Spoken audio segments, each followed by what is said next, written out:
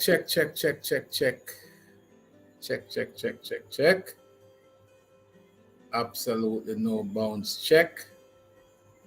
Check, check, check.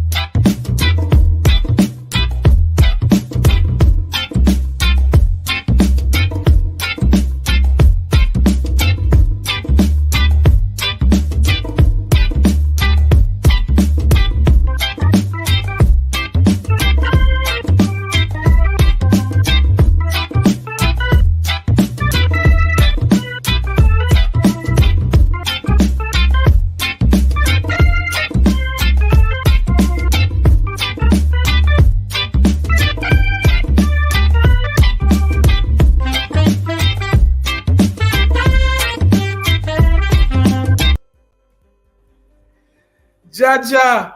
Yes, sir. Greetings, greetings, greetings, greetings. Greetings and peace. Profound. Positive vibrations and positive sound. It's the month of May. Well, you know that's my month, right? Yeah. The month of the great Edward Philip George Siaga. Yeah, man. Was born on this the blessed month of May. Greetings, everybody. Welcome, welcome, welcome, welcome. Call a friend, tweet a friend, phone a friend, tell a friend we're on, we're live. We're on the block with yours truly. Yours truly. We want to get the conversation going this evening because you know what? As the topic says, there's a bunch of misconception out there. And we love to weigh in on these conversations and provide some clarity and some facts. Hubert Brown, big up yourself. Beverly Nelson. Godfrey Goldburn, big up yourself. I greet you well. Tweet a friend, tell a friend. We're live, we're on. We're on the block again with yours truly. So, yeah, man, I get a razor pay too. Tracy, big up yourself. Sharon, big up yourself. Yeah, man, rock and come in. Tell a friend, tweet a friend, call a friend. Tell them we're on, we're live. We're live, we're live. Tony, I see you, man. Big up yourself. How you do? Blessings, blessings, blessings. Where my folks from Atlanta, New York, New Jersey. Big up yourself. Where my Caribbean folks at? Trinidad and Tobago, Barbados, Antigua, Guyana, St. Lucia, Turks and Caicos. My good friends over at the Sun Barge. Where you at? Good to see you. Angela McKay, big up yourself. Welcome. So the conversation is in its earnest. On in earnest. Eh? And as usual, when we sit around the golden microphone, is this microphone? It's called the golden microphone. With half my brains tied behind my back just to make the competition fair.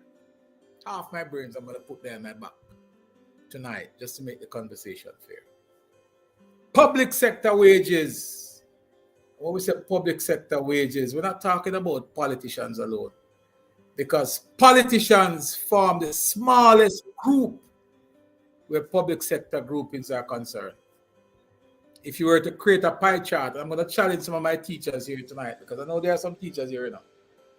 I'm going to challenge some of my math teachers to prepare a pie chart for us that will reflect the $100 billion that was allocated for public sector workers. And when I say public sector, I'm talking about everybody. Nurses, doctors, teachers, you name it. All public sector workers. The government put aside $100 billion. So I'm going to challenge some of my bright math pros to create a spreadsheet. Not just a spreadsheet, but a pie chart that will reflect how this entire compensation was broken down and who got the bulk of it. Because one thing we will not entertain is hypocrisy in the conversation. Nadine, how you doing? Blessings. Blessings. Share the program. Call a friend. Tweet a friend. We're at 47. And we usually don't get cracking until we get to a good 100. So share the program. Call a friend and tell a friend. Tweet a friend. Tell her we're on. We're live. Yes, so I'm going to challenge some of my math people when they get on here to create for us a pie chart and break down that 100 billion with a B that was allocated for public sector workers. And the smallest group of public sector workers you have is parliamentarians. It's only 63 of them, you know.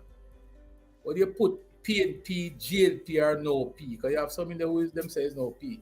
Them say George Wright is no P. I don't know how true that is. I don't know how true that is. That is another hypocrisy argument, but we're going to leave that for right now. Daniel McFarlane, how you doing? Big up yourself, my brethren. Yo, we need to talk, you know, banana shoot and ready and a big bunch, so we need to talk about it. Daniel, big up yourself. Portland, East Portland has been in the news, so we need to talk. We need to talk. Paulette, how you doing? Blessings on you as well. Arville Black, my friend. St. Mary, how you do? Good. 63. Yes, Arville, it's 63. 63 MPs we have. Right? 63. Not more than that. Only 63. And you know the funny thing is, Arville, we're having this big conversation about 63 individuals getting an increase in salary. I'm going to point out to you how hypocritical. I tell you already on this platform before, you know, that Jamaicans don't like politicians. I mean, see politicians take them picnic and them own family earnings and give it to constituents. When you can tell you, no vote for me. One of these days I might put my hat in the ring. Well, not to vote for me. Because my little Christian money will never go to no constituents. Because Jamaican people don't like politicians. I tell you that already, and I gave you many examples. When COVID-19 hit the world, a global pandemic, and they started to develop a vaccine that could potentially assist in minimizing the effect of COVID. Jamaicans were the first group of people who cry out loud and said, don't give it to politicians. No, give it to politicians first. Make them test it. And the reason they said that was simply because if the vaccine weren't good, make the politician first dead. That was Jamaicans. That is how Jamaicans view politicians. I mean, I say it because it's something with me experience. I've seen it right here in Jamaica. When the first vaccine come, no Jamaican would take it up. Them say, give it to the politician first, make them go take it. That simply means if it is something that never worked and people would have died from it, make the politician first die. That is Jamaicans' perspective. Fast forward to about 3 months later, when it was discovered that the vaccine actually worked and it was saving lives, and the second batch came to Jamaica, the Jamaican people said, don't give the politician, make them last get it. Give we first. So every opportunity you get, Jamaicans are the first to throw a politician under the bus. No ifs, ands, or buts about it. And that is one of the reasons why our voter turnout has been so low. They don't like politicians.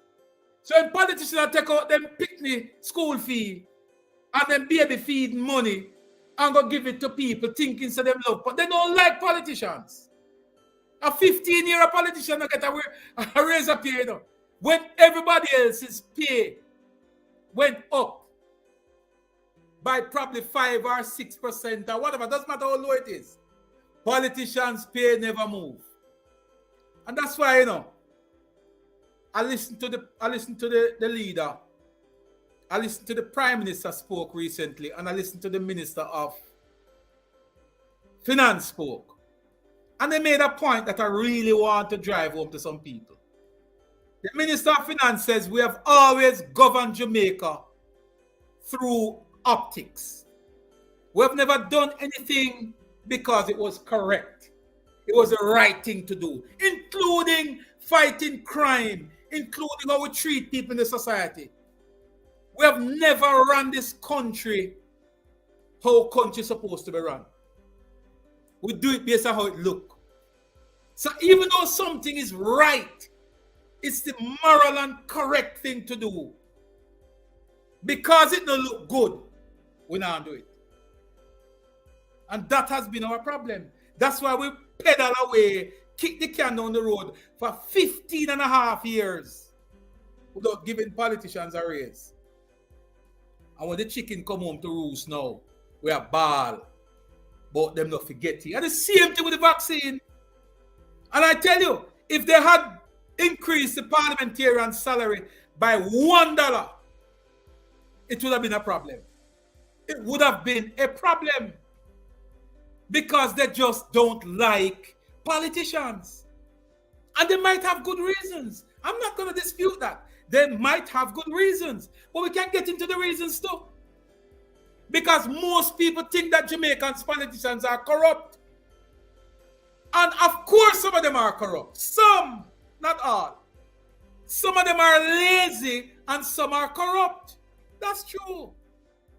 We can't dispute that or deny that. That's factual. But why are they corrupt?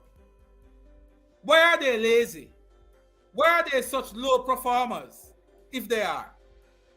And that is where we need to go to the crux of the matter. Because this very salary that we're talking about is a part of the solution to that problem. Most people don't want to have the discussion because people are scared that when they talk about it, it is going to become an issue. Right? Yes, some of them are corrupt. But what caused the corruption?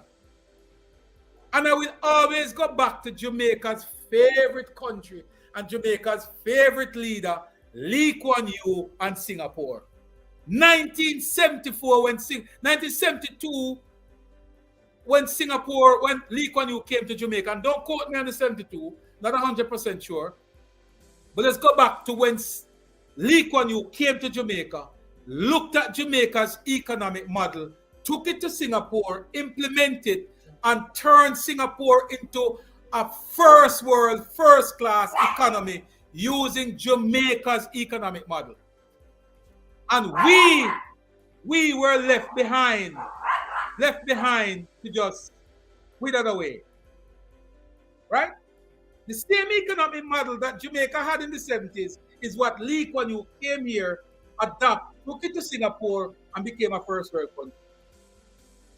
And everybody talk all the while, oh, Jamaica should be like Singapore. Oh, Jamaica. Yes, Singapore pay them politicians top dollars. So why is it that you want to be like Singapore, but you don't want to do what Singapore does? Everybody wants to be like Lee Kuan Yew, but nobody wants to be Lee Kuan Yew. Nobody wants to take tough decisions. It's the same problem why we can't fight crime, you know. It's the same problem why we have not defeated the monster called crime. Because we look at the optics of it. The Minister of National Security is timid because of him stepping at some nasty nigger throat. It ain't gonna look good. If you broke nasty nigger neck, it ain't gonna look good. So because it ain't gonna look good, you don't do it. And because people aren't going to like how it look because politicians don't forget no money, so they never raise them pay for 15 years. Well, let me tell you something. Chicken have come home to roost now. And I've always said that Jamaica need, whether it's a one-term or two-term prime minister, we need somebody that is going to fix the ill of this country, irrespective of how people want to feel about it. And for fear of sounding arrogant about this whole issue, we need to fix Jamaica. Decisions must be made that are not popular decisions. There must not be decisions that is based on how much vote you get. Who cares that damn about vote? We've been getting vote from 1962. Where we there today? Some of the most intellectual people, lawyers, have run this country. Where we there today? Michael Manley was one of the most braggadocious attorney on earth. P.J. Patterson was a well-decorated attorney on earth. What happened? They preside over the worst economy that Jamaica has ever seen. So listen to me carefully now. It is time to take tough decisions. And to hell with who no want to be a part of tough decisions. Part of the tough decisions is giving politicians a living wage. And not just politicians, but the entire public sector must be paid properly. And that is why nurses were able to get in the region of 300% increase. Teachers were able to get up to 250, some of them 300% increase. And they will deny it. They will deny it to death. I posted a spreadsheet on Twitter yesterday, garnered over 40,000 views, thousands of comments. And not one teacher was able to present a pay stub to rubbish the claim. And they don't want to talk about it. They are dishonest. You know why they are dishonest? They are dishonest because they are not having the conversation based on facts. They are having the conversation based on their political lineage. The Teachers Union, might I remind you, was the first organization that was put in place as an affiliate of the People's National Party. And some people don't want to call it for what it is. Well, me and nobody here. I mean, we call it for what it is. The conversation is a political conversation. We're not having a conversation with any honesty or integrity to back it up. Because none of them can present a pay stub. I called several teachers and I said, tell me how much money you earn from 2019 until 2023. And none of them want to declare it. Because they are dishonest. The conversation is not a conversation on honesty. It's a conversation based on one of the key ingredients that has been injected in the heart of every Jamaican.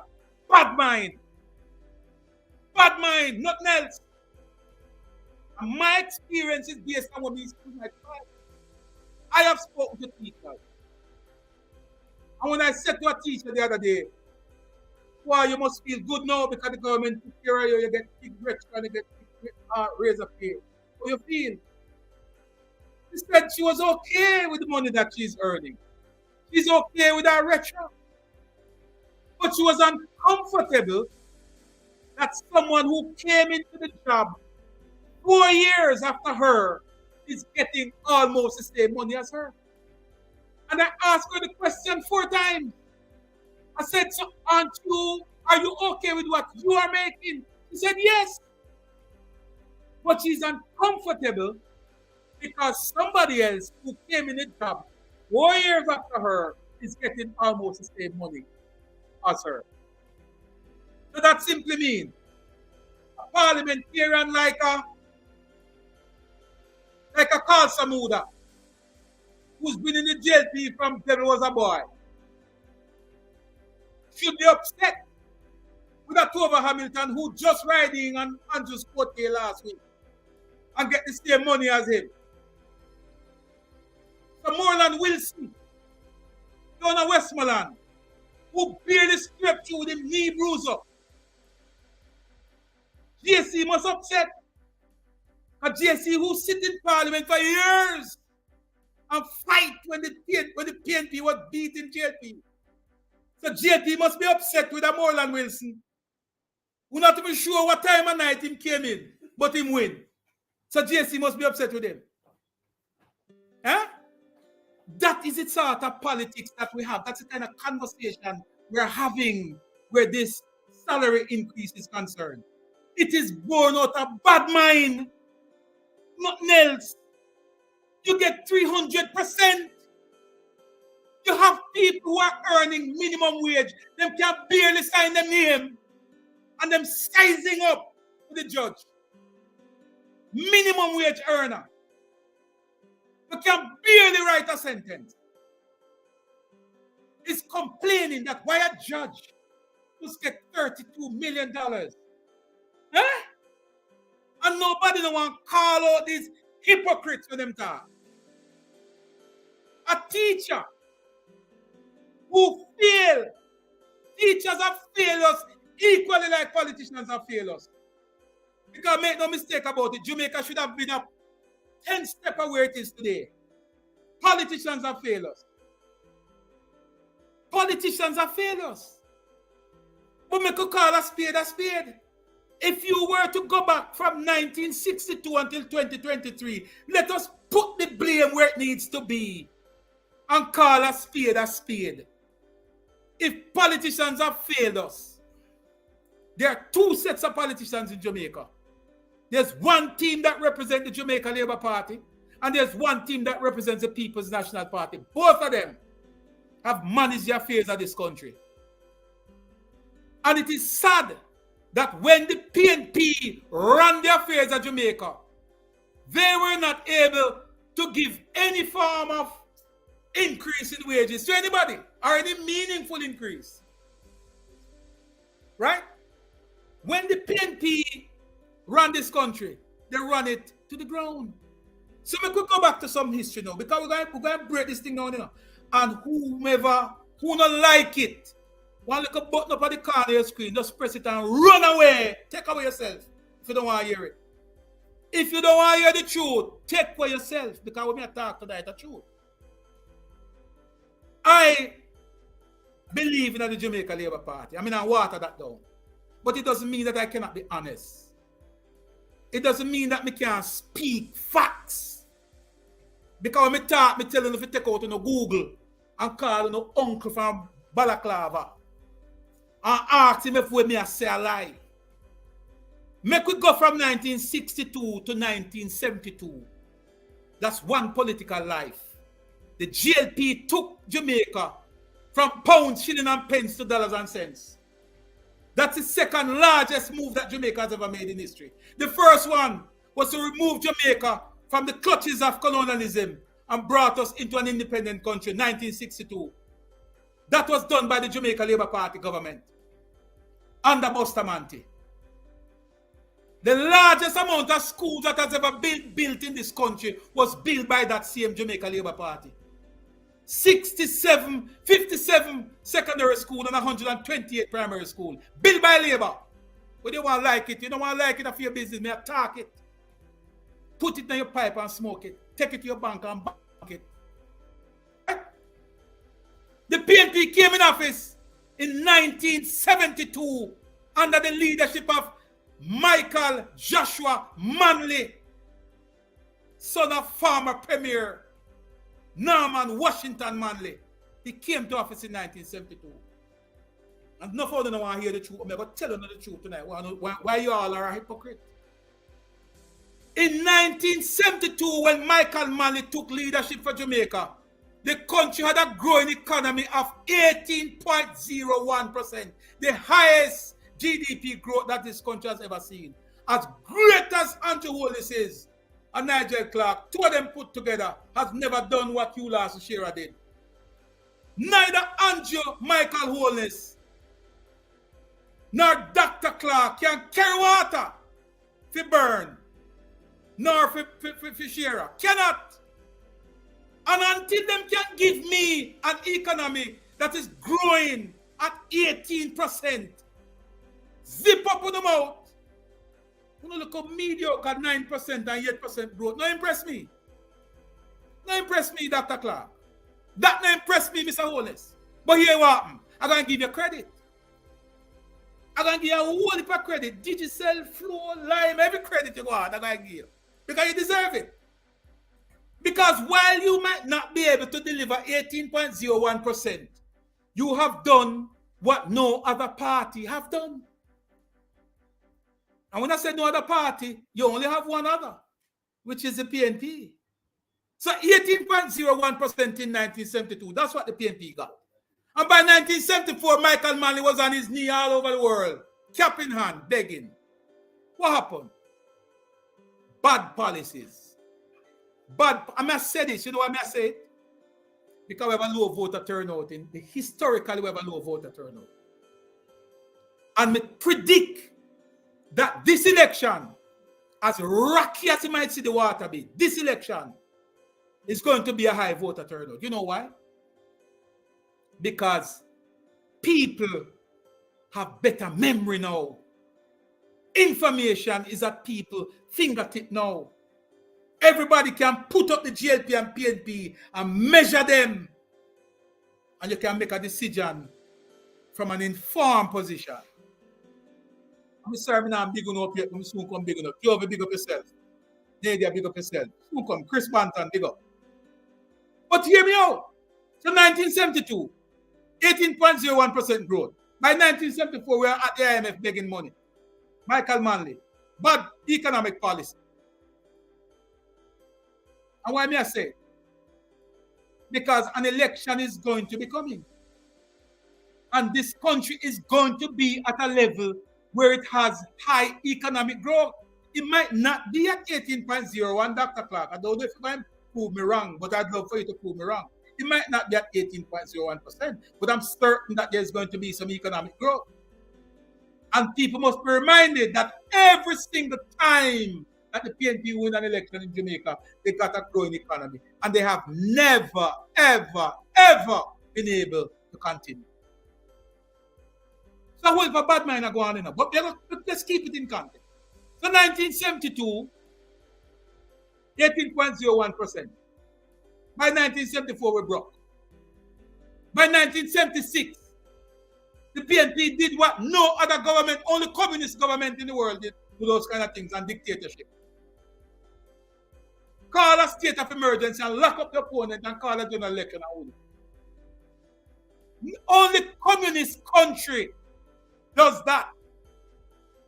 Declare a public state of emergency, lock up its opponent, and call an election. Enough people like that. Whole for Jamaica. You know what they did?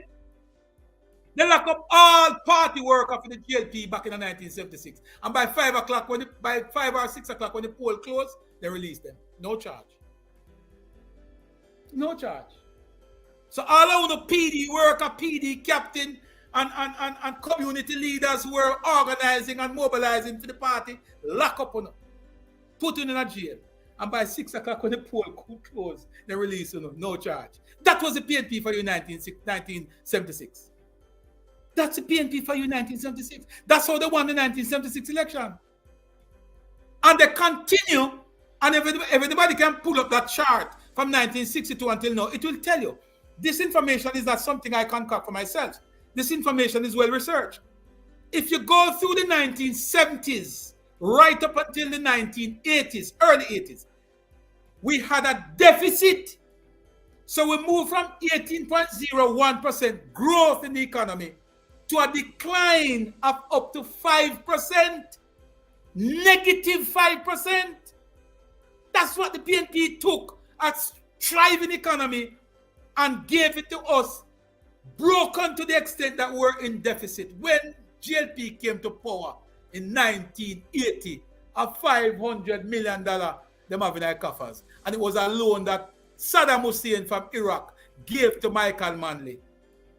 It was a loan that Saddam Hussein gave to Manley. We were broke. We had no money.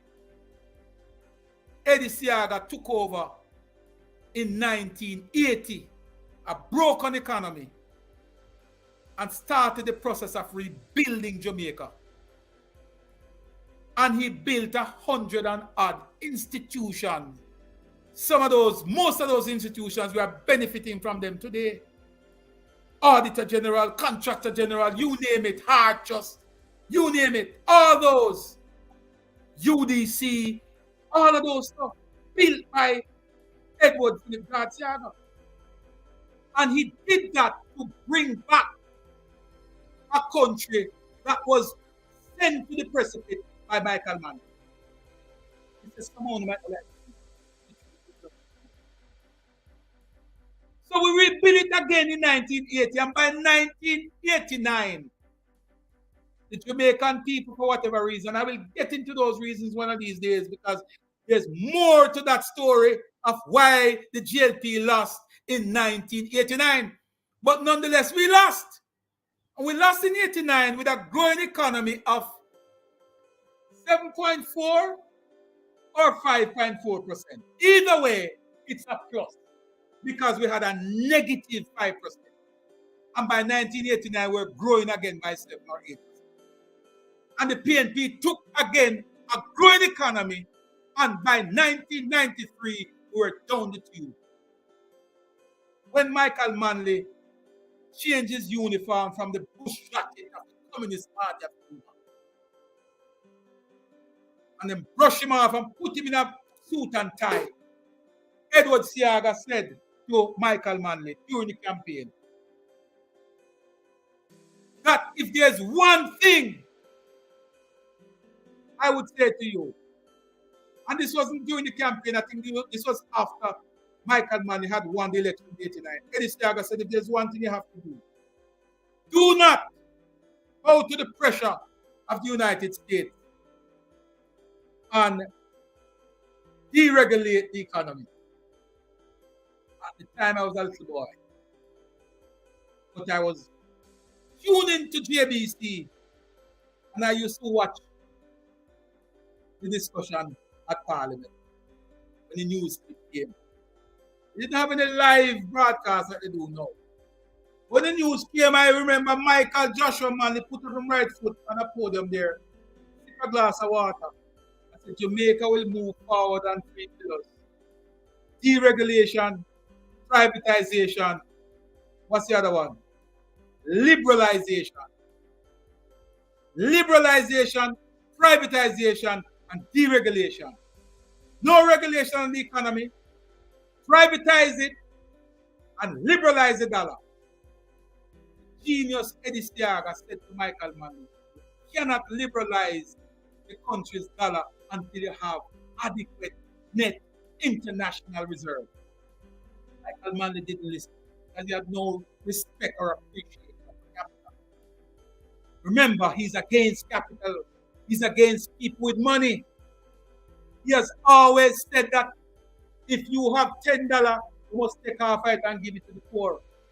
The PNP has not changed their spot a bit because today the PNP has a leader who has recommended to Nigel Clark that he should stop paying down the country's debt and use a percentage of the GDP to feed people. Same policy that they pursued in 1972 and the same policy that they pursued in 1990. And I don't know if I need to tell you more, because from 1990, we knew what happened. 40,000 businesses went out. The entire financial sector in Jamaica crashed. And what was so devastating about that conversation is that it happened at the time when the rest of the world are growing. Countries are growing at 15%. 15%. Countries are growing. And Jamaica went backward. Just recently, Dr. Nigel Clark revealed to Jamaicans that it has taken us 30 odd years to get us back to pre-Fiscal level. Meaning, we just finished here with the damage we PNP did back in 1990. So don't take it lightly. And people with money, people with brain, people with memory must rivet these things on their head. Because as bad as things might appear, there's worse out there.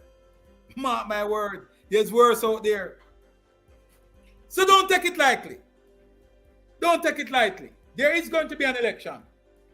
There is going to be an election at some point. Don't know when. Don't know when it will be. Prime Minister alone has that privilege to know. But people must be reminded of the options that we have.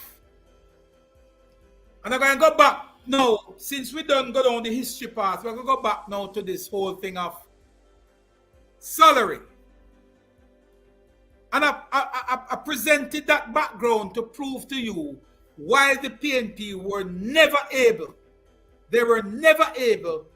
to do what this government has done in terms of modifying public sector wages. The PNP could only get $100 billion to give to public sector if they borrow it. And they would have to borrow that money at probably 25 and 30% interest rate. And they love that. They love to borrow money at interest rate. If you want to talk to a guy who likes to borrow money at high interest rate, you go down there and talk to Dr. Omar Davis. He used to come to the parliament and boast about how much money he get to borrow. Right? And when you borrow it, we only get about 40 cents out of each dollar. Right? And everybody, all of the politicians, them, most of who know today, is enjoying this very pay increase. We're the ones who were beating desk when Omar Davis was boasting about how much money he can borrow. This government has not boasted about money they can borrow.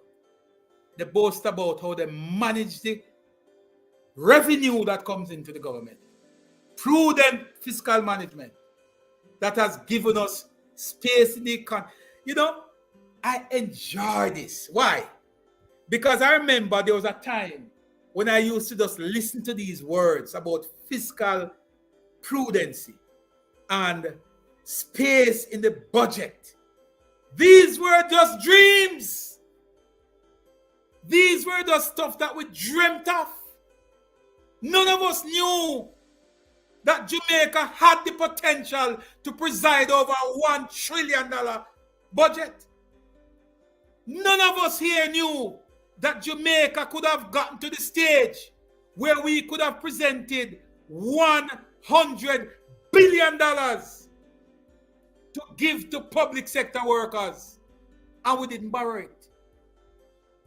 None of us here knew that that was possible because we live under a system where it was hand to mouth. And that is why it's so uncomfortable for some persons. It is uncomfortable to do the stuff that we were supposed to be doing anyway. If the PNP had managed, my brother, the country affair the way they're supposed to manage it back in the 1990s, Jamaica would have been 30 years ahead. So this money that we're talking about today should have been money that the politicians were getting long ago. And the level of quote-unquote corruption that exists should have been long gone. It should have been long gone. But because we kept kicking the can down the road and we kept focusing on optics and how things look and how it appear, we didn't do what was right for Jamaica. And each time there was a pay increase for public sector workers, smaller as it was, the politicians never got a raise. Well, I will say that cautiously, because there was a gentleman called Percival James Pattison who gave himself an increase and never gave none of him parliamentarians none.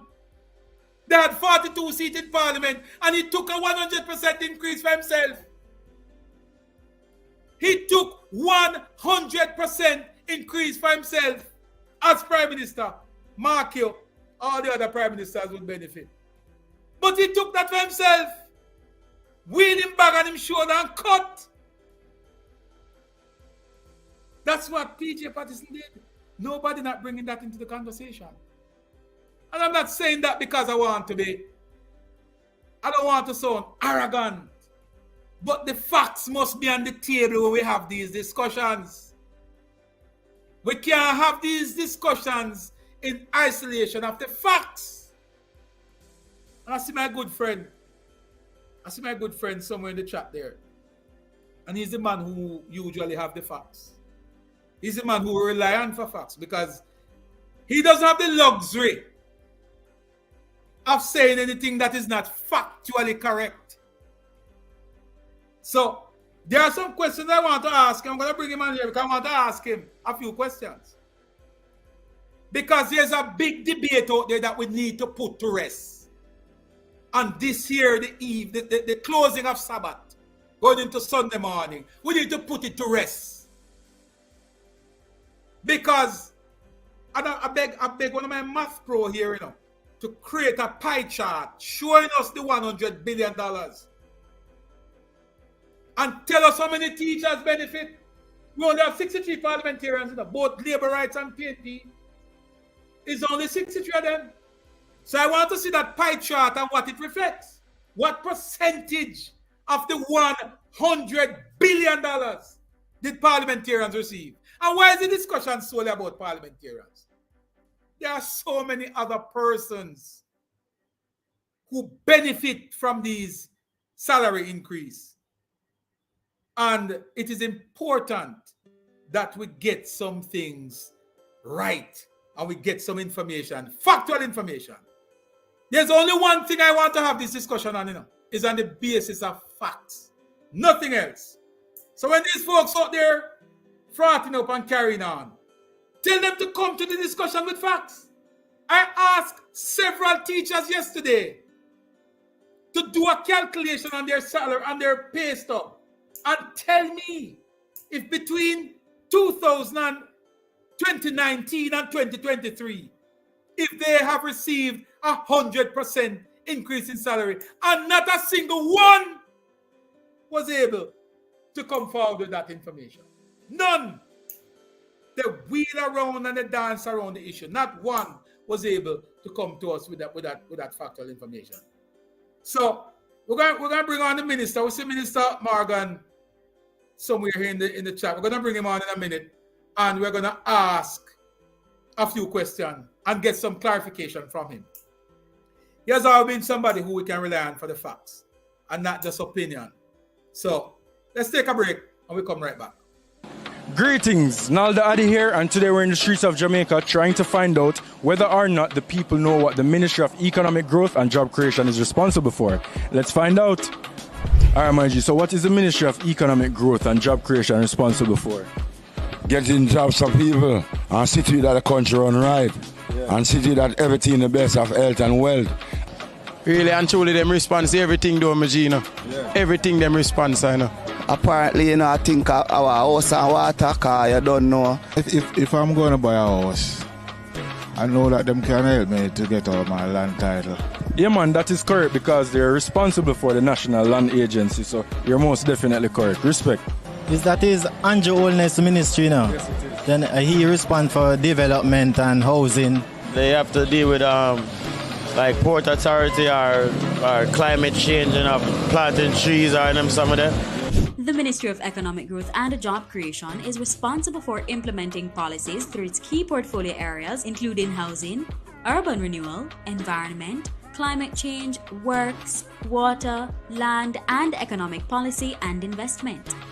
Visit www.megjc.gov.jm to learn more. Follow us on Facebook, Instagram, and Twitter at megjc_jm. All right, so welcome back, everybody. As promised, we have the Minister of Information, my good friend Robert Nestor Morgan. And he's a man when he wind up his mouth and he come over here saying, him come and him speak it like it is. And that's one of the things I like about Minister Morgan. He come over as Nestor. Greetings,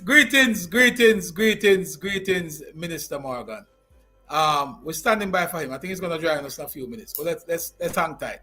But I like the fact that when he comes on these programs, man, he give it to you like it is, raw and factual. So we're gonna rely on him to get some clarification because there's this argument out there, man. We have to put it to rest, you know. There's a pie chart going around suggesting that there were other persons in the public sector that really enjoyed in excess of 100% increase in their salaries. And people are challenging it, but nobody is bringing the facts to bear. Nobody is bringing information to us to say, okay, what is out there is incorrect. Here's the correct information, right? So we're going to bring Minister Morgan on to see if we can get some clarification on some of these things. Blessings, Mr. Morgan. How you doing? Hey, Chopper Morgan. Good night. Yeah, no, Bridget. But I give thanks, you know. How you doing? Everything good? Yeah, a bit low, but I can hear you. Nice. All right. We crank it up a little bit if we can. But, Minister, boy, it's been a rough couple of days out in the field of communication for you. And I know I've seen you on several platforms trying to provide some clarity to a lot of the misconception that is out there.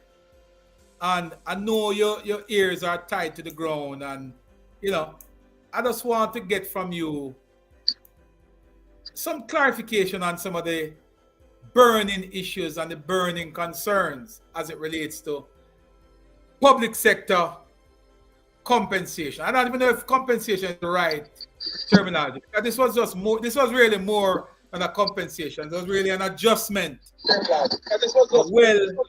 Long overdue adjustment. Yes, I'm hearing you now. Go ahead.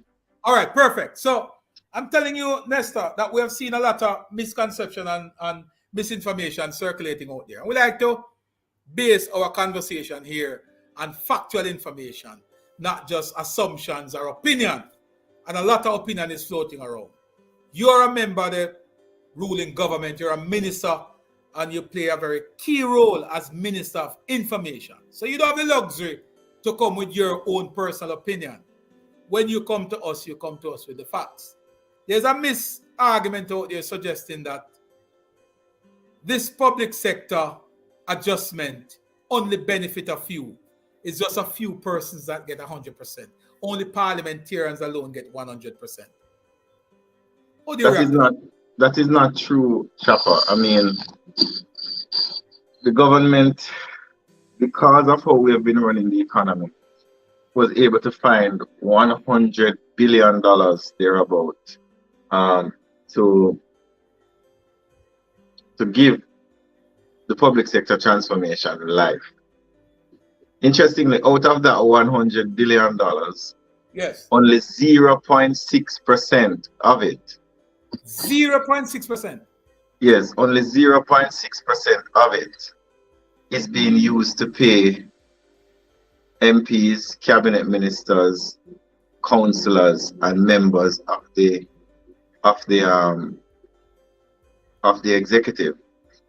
And I see people like Damian Crawford coming out and comparing us to Bahamas.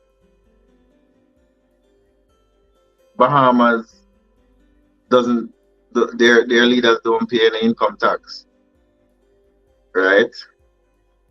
Ministers pay 30% tax rate, right? So the Prime Minister, let's go to it again. One of the challenges that we have with this conversation is that a lot of the persons who are speaking about it are very dishonest. Yes. So a lot of the persons who have got the big increases do not want anyone to know that they got a big increase. You know, we have nurses who have gone over 200%, police officers who are paid at the same rate as me as a cabinet minister. We have judges who are over 30 million, and so on. So what is happening is that the PNP is trying to rile up the public against the government because they don't really have anything to campaign on.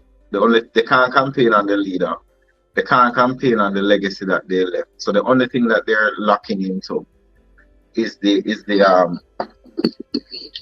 salary issue. I don't want to I have all the papers here, Chopper. You know me already. I don't speak based on my opinion. So let's look at,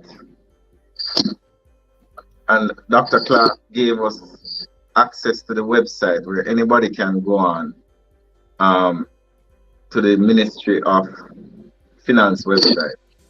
Yes. These are not my words. Let's look at nurses, and we're going to start at the bottom of the scale. We're not starting at the top of the scale. We're starting at RN1. Yes. With effect from April 1, 2022, the original salary was $1.1 million. With effect from April 1, 2022, the salary is now $2.7 million. As of April 1, 2023, the salary is $2.98 million. And by April 1, 2024, the salary will be $3.24 million. So if you move from 1.4 million to $3.24 million minus 1.14, so you're getting a $2.1 million increase. That's 200%. That's 200%, yes. That's 200%. If you go up to RN2, registered nurse 2, yes, original salary $1.4 million. By 2024, it's going to be $4.3 million. Right, Chopper? And then if you go to RN3, the original salary was 1.6. By 2024, it's going to be $5 million. RN4, original salary $1.9 million. By 2024, it's going to be $5.8 million. RN5, original salary, and this is the lowest band, this is the beginning of the band. Original salary is $2.6 million. By 2024, it is going to be 7.8. As of April 1 this year, it is $7.2 million.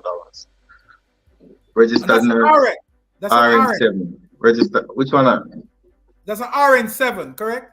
RN6, $2.6 million going to 7.8. RN7, $3 million going to 8.9.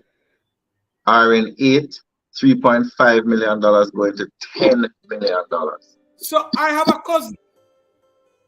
cousin. Listen to me carefully. I have a cousin who's an RN8. Yes.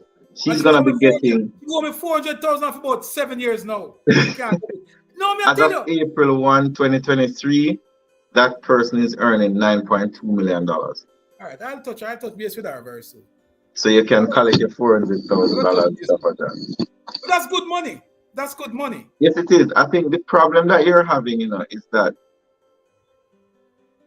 we resisted publishing persons' salaries at the beginning of the conversation. Which makes sense. Because Jamaicans do not like for you to talk about them salaries. And when you're negotiating with different groups, the police are going to start comparing with the nurse are going to compare with the teacher, and so on. So we said, you know what?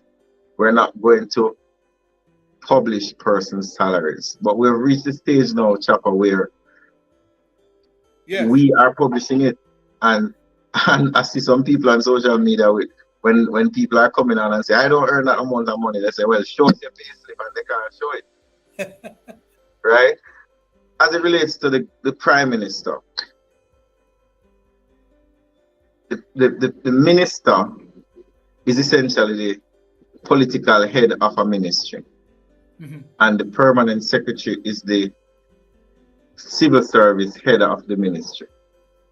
So they are both almost equal. On par. But they're not really equal, because the minister is responsible for policy, while the permanent secretary is responsible for execution. So the permanent secretary executes what the government policy is. So essentially the minister is a little bit above the permanent secretary. Mm-hmm. From time immemorial, the agreement was, and it has never changed for the last 30 years, that the minister will earn $1 per week more than the permanent secretary. So this is not something new. This idea about a dollar above. No, it's not new. It has been around for 30 years. Started in 1986. It was reaffirmed in 1989 by the committee that Michael Manley set up. So my question for you though, Minister, while you're at it, if that is the case, why is it that there has been this gap for such a long period? Because politicians who are afraid of what is happening now have refused to allow the proper upgrading of the salaries over the last 15 years. So politicians who don't want to face the conversations that we're having now as a society depressed the salaries of parliamentarians and ministers. So you ended up with a situation where permanent secretaries could have ended up earning more than the Prime Minister. So there were situations where, based on their time in service and support, permanent secretaries could have earned $10 million while the Prime Minister was earning about $9 million. You ended up with a situation where permanent secretaries were earning more than ministers. Right? So when the permanent secretaries negotiated their salaries, they negotiated it to a particular level, which is a top line is $17 million. Yes. And the question became, well, we're doing a reclassification. 15 years we haven't increased salaries, and the question was, what should we do? And the decision was made, do not do anything. Allow the system, the traditional system, to come into force. Which is, we didn't do anything. I never had a negotiation with the Ministry of Finance. The nurses did, the doctors did, the teachers did. I'm a public servant just the same, but that right that everybody else had to go into a room and negotiate for salaries, I never got that opportunity as a minister, as a human being, as a Jamaican, as a citizen of Jamaica. You have that right. You should have that right, eh? What happened is that it was decided that, listen, we're just going to use the formula that exists. We're not going to change anything. We're not going to improve anything. As a matter of fact, we're going to reduce the Prime Minister's level from 30% to 25% above a cabinet minister. So, so there's actually a reduction at that level? There is a reduction. If it is that there wasn't a reduction, the Prime Minister would have gotten more than he's getting now. So why that's not a part of the conversation out there? No, I understand, Chopper, people raising concerns about this. I mean, we're a democracy. Mm-hmm. But one of the challenges that you're having in this conversation is that people are being very dishonest, a lot of them. Mm-hmm. People are being very irrational, a lot of them. The Prime Minister is not the biggest paid person in the government. There are numerous persons. The person that reports to the Prime Minister at the NHD earns more than the Prime Minister. Mm-hmm. The Port Authority head earns more than the Prime Minister. The Chief Justice earns more than the Prime Minister. And let us go down a little lower. There are the Commissioner of Police, I believe, earns more than the Minister of National Security. And who is subordinate to who?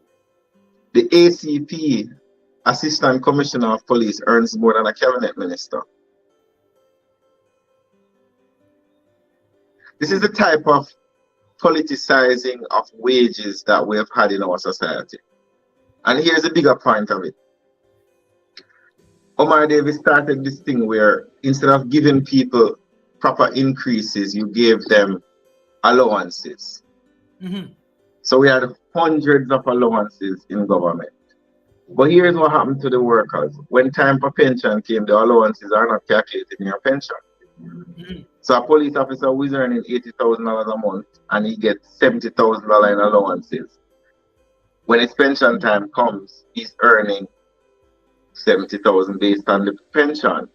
Mm-hmm. And when he goes home and he gets the first pension check, he's like, what the hell is going on? So what you were doing is you were depressing wages, but increasing allowances. So what you had also is that you had people who were traveling officers who were not traveling. And people who were supposed to be traveling officers were not getting traveling. What you also had is one person have a car, 5 persons go in the car, and every person in the car is collecting traveling. And part of the thing with this government that is different from a lot of governments, Chopper, is that yes, we function based on principles, not on the emotions, right? And if you're functioning on principles, yes, your decisions are going to be different than, let's say, Mark Golding, who is functioning on the emotions. I think that I want people to understand. Let's look at what Mark Golding has done. Mark Golding has not said he will not take the money, you know. No, listen, we are very keen on that, you know, Minister. I think the Mark has said that yes, he will give up 80% of the money. Until this is a billionaire we're talking about, you know. This is not me. I come from ghetto. I come from rich white people from England. You understand? I am all money. Jamaican, born and bred. Every single member of my family was born and bred in Jamaica. I have no legacy, no inheritance, no nothing. I'm coming from the depths of it. And we have a billionaire who is basically saying, I'm not going to take the money because I don't really need it. And you shouldn't take it either because I'm not taking it. Mm-hmm. You cannot compare Mark Golding with a Moreland Francis or a Tova Hamilton or let me give you one of them guys, or Natalie Nita Headley. Yes. Because I will say to you, Chopper, that a lot of the opposition members campaigned for an increase. Right? Because they recognize. Is it the reason they are so silent? Huh? Is that the reason why most of them are so quiet on the issue? Yes, because if you notice in the press conference, they could not announce that their parliamentarians and their councillors will not be taking the increase because you were paying councillors $120,000 a month. Yeah.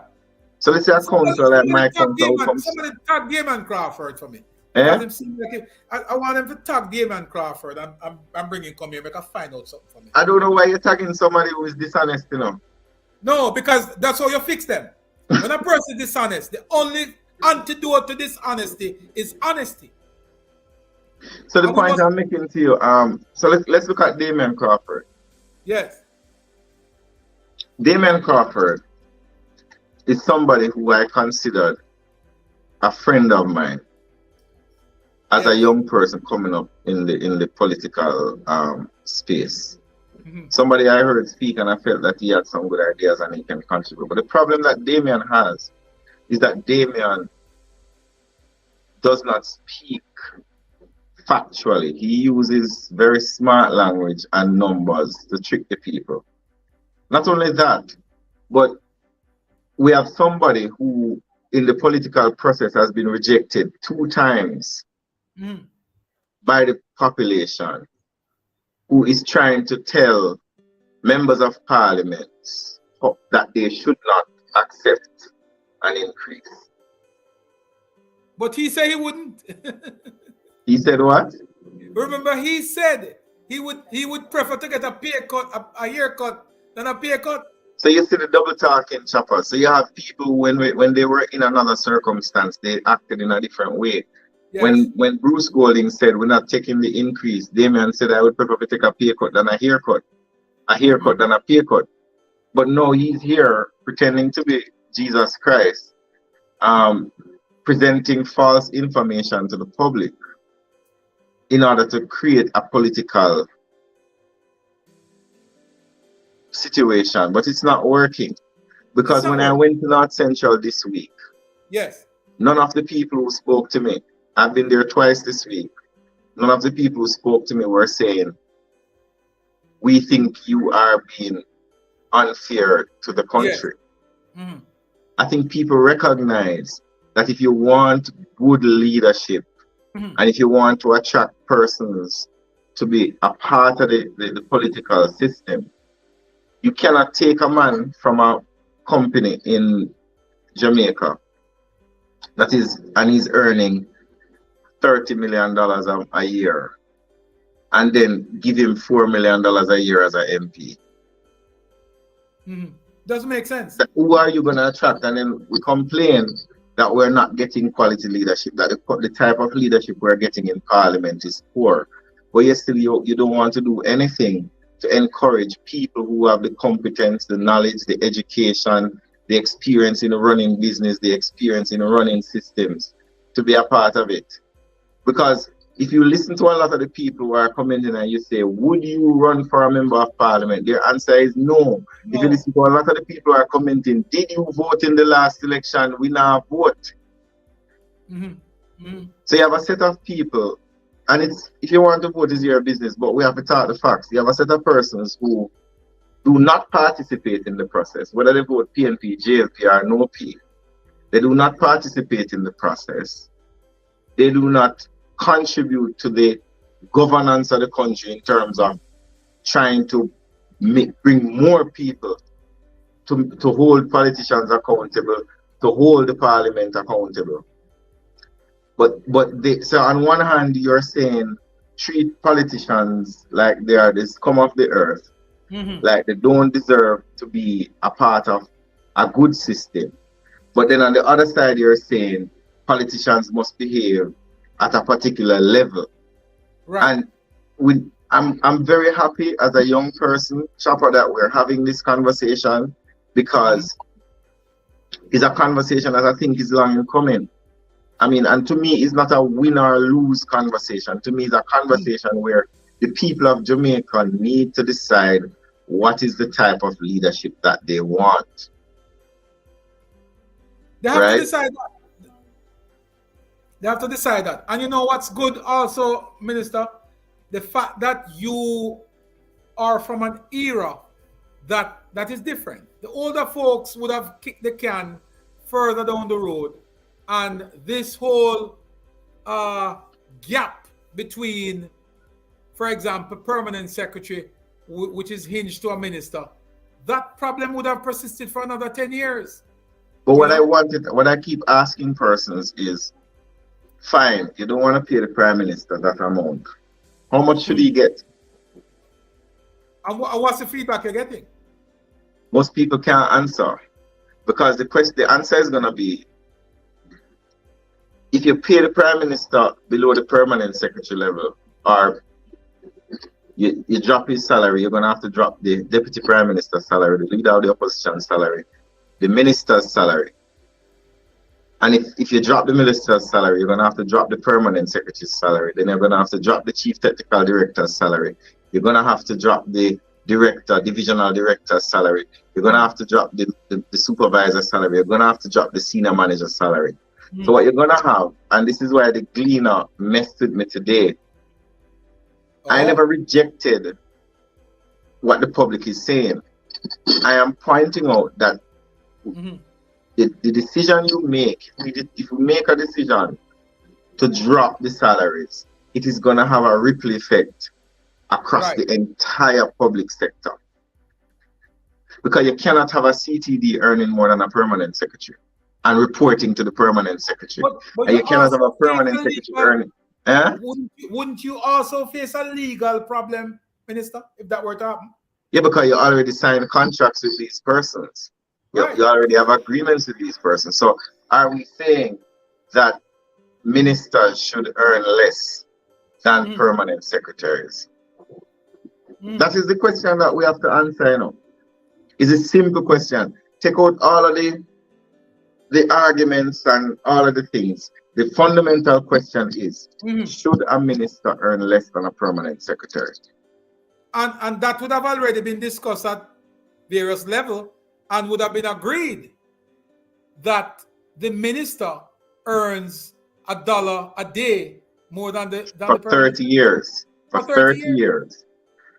Right. So, Chopper, you know, everybody on your live can go onto the Ministry of can go onto the Ministry of Finance and look at the numbers. But Minister, you brought some numbers there, you know. Let us start at the bottom. Let us start at the police. Assistant Superintendent is now moving from $2.5 million to $6.3 million. 2.6. So it's not a 400. A constable is moving from $874,000. Yes. To $2.3 million. A corporal is moving from $1.3 million to $3 million. A sergeant is moving from $1.4 million to $3.8 million. An inspector is moving from $1.8 million to $5 million. Assistant commissioner, $2.5 million to $6.3 million. Deputy superintendent, $3.3 million to $7 million. Superintendent, $4.3 million to $8.5 million. Senior superintendent, $5.6 million to $10.5 million. Assistant commissioner of police, $7.5 million to $12.9 million.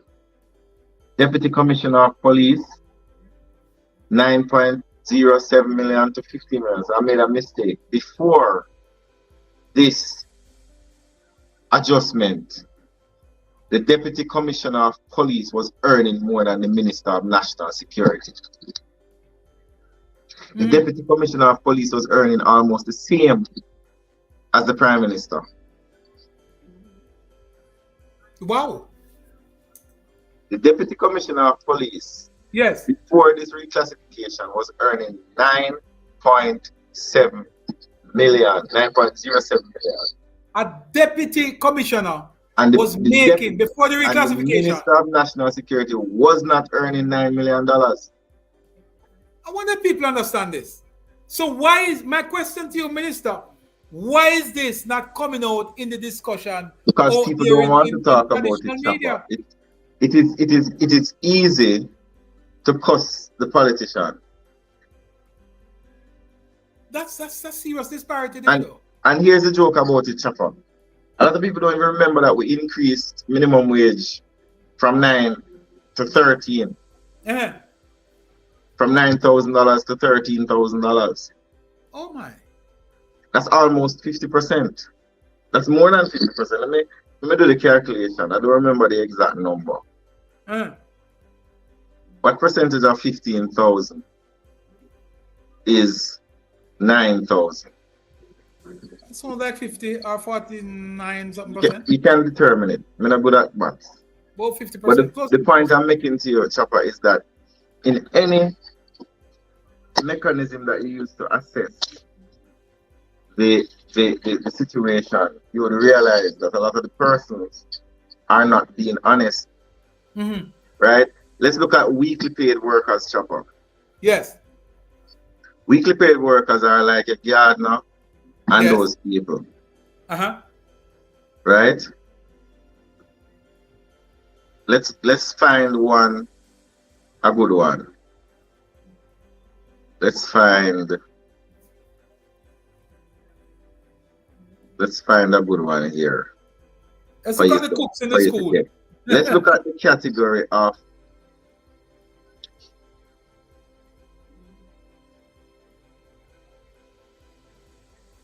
the category of male couriers. Male couriers. Male couriers. Persons who ride those bikes. Male couriers. Yes. Who are earning $8,000 a week. Before the reclassification. As of April 1, 2023, they are now earning $15,000 a week. And as of April 1, 2024, they will be earning $17,000 a week. Mm-hmm. Think about that. So this misinformation, and everybody's hung up on 100%, and teachers were telling me yesterday that they were not earning. Oh, we didn't get 100%. They were not what? Yes, teachers. Mm-hmm. I spoke to about 4 teachers yesterday, and they were not earning that much money. They told me that they did not get 100%. But there are teachers who did get 100%. And there are teachers who got 30%, there are teachers who got 40%, there are teachers who got 50%, there are teachers who got 100%. Let's go to teachers. Yes. Teachers. The lowest level. I'm going down to the bottom of the scale. Mm-hmm. Pre-trained teacher. Yes. Was earning $600,000 a month. Pre-trained. $699,000 a month. That's a teacher with a diploma. April 1, 2023, that pre-trained teacher is now earning $1.3 million a month. That's over 80% increase. Yes. And they can't say they used to get allowances because pre-trained teacher never used to get no allowance. Right. Let's go to the trained teacher, diploma trained teacher. Mm-hmm. Used to get special teacher allowance of $169,000. Mm-hmm. So effective April 1, that teacher moved from 1.043 million to April 1, 2023, 2.08 million. So if you add the allowance of 169,000 for the year to the 1,043,000, you're gonna get $1,668,000, right? Mm-hmm. The minus $1,068,000 from $2.4 million. Or no, let us minus it from 2.245 million, which is what they're gonna get April 1, 2024. How much percent is that? So that's over 100. That's over 100, yes. Right. Let us go up to trained graduate. The trained graduate was getting an allowance of $338,000. So let us add 1.351, which is what they were getting base, 2 plus 338. So that would be 1986. So they'll be getting 1.68 million, right? That's what they were getting, including their allowances. April 1, 2023, they are getting 2.82 million. So 2.825 minus 1.689. Right? So you carry the 8 to the 2 and carry the whatever. Let me use the calculator because it's quicker for the people. Yes. 2.825 million minus 1689. 2.825 million.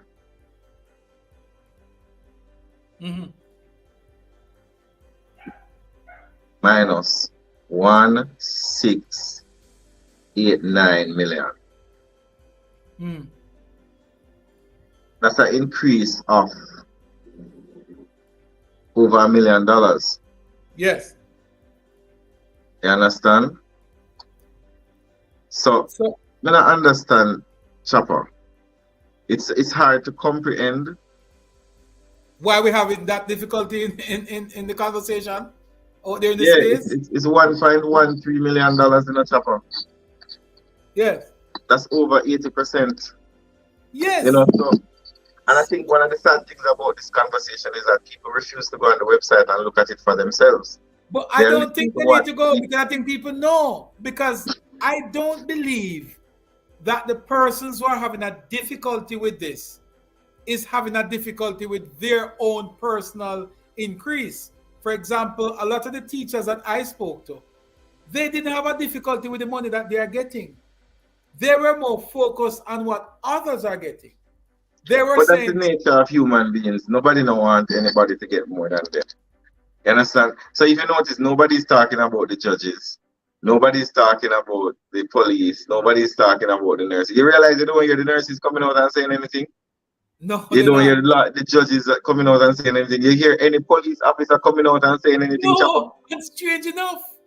But the teachers are talking, but they're not presenting the evidence to back up their conversation. Because they know that when you look at the pay slip and you compare it to the base salary from 2021, you're going to see significant increase. There are some issues as it relates to settling the teachers' issue. There are some senior teachers who are not getting their full pay. And I think that's something that the Ministry of Education and the Ministry of Finance need to work on. There's no excuse for it. People work, they should get the pay. But what we should not do is be dishonest. Come. But let us also, Minister, look at another thing that is coming out of the conversation is the cry. Hold on a second, Chopper. Hold on a second. Yeah, go ahead, Minister. We're gonna bring Minister back in a quick second. But one of the things I want to ask about is really the cry for proper or better or more accountability, not just from politicians. Because I think if we're going to go down the road of accountability, Minister, we need to broaden that. What's your thinking on that? No, I think that there is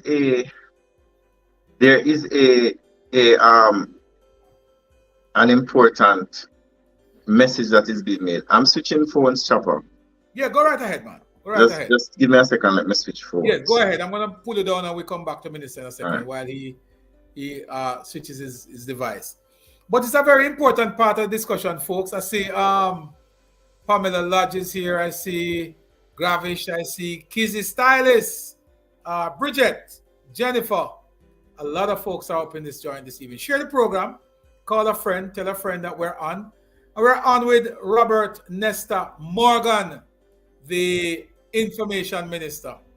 And of course, he's giving us some information here that will somewhat set the record straight, because we've had a lot of conversation on this issue, and the entire media, the entire space out there is flooded with misinformation.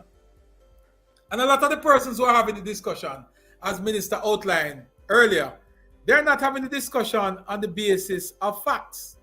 They're having the discussion on just opinion or emotions. And they're looking at what others are making and not themselves. Minister, whenever you're ready for us, let us know you're back. So Minister is switching his phone, switching his device and coming over. We see Olive Allen is here. Big up yourself. Ryan Keys, Paulette McDonald, Denzel. Long time we haven't seen Denzel, man. What's going on, my brother? Nadine Dakri is in the building. Patrice, pick up yourself. Kizzy Stylist, Sharon Davis, Bridget, what's going on, Bridget? Bali Foster, my friend Barrington Foster is in the building. Two Music, my friend over there in Atlanta, Georgia. Big up yourself. Big up yourself, my Atlanta folks. Tracy and McLean, big up yourself. Tanai Barrett, big up yourself as well. And Pamela Lodge. Thank you guys for tuning in. You know, this would never, ever be possible without you guys. So share the program. Tell a friend that we're on. We're here with Robert Nestor Morgan, Minister of Information, setting the record straight, giving us some information that will put to rest some of the misconception and misinformation that is swirling around in the public space. Minister, you have changed your device. You're ready for a second? Hold on a second. All right, cool. So Minister is not yet ready. Still working on his device. Two Music, what's going on, my brother? I trust that all is well over there in Atlanta, the Big Apple. Sharon Foster, what's going on with you? Rashima, what's going on? Rush, good to see you as well. A lot of my folks from over in the Zell is on the platform. Big up yourself, big up yourself, big up yourself.